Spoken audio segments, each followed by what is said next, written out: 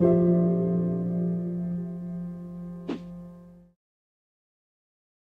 September of this year, the United Nations hosted the World Conference on Indigenous Peoples.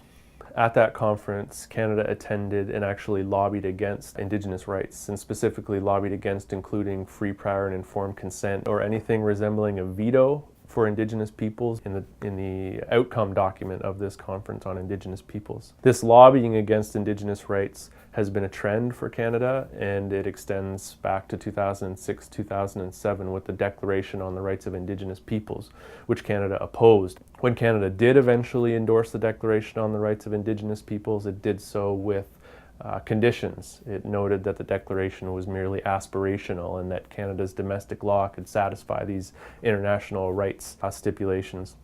I think Canada recognizing free, prior, and informed consent would hinder development plans, whether it's mining, whether it's oil sands, whether it's timber harvesting, whether it's electricity grids.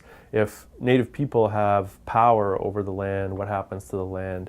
I think Canada certainly fears that that development won't take place. Refusing to recognize that Indigenous peoples have some degree of power over their lands and territories is indicative of Canada really, its priorities, that Canada is certainly interested more in economic development, economic growth, mining the land, than it is with creating justice for Indigenous peoples or contributing to justice for Indigenous peoples.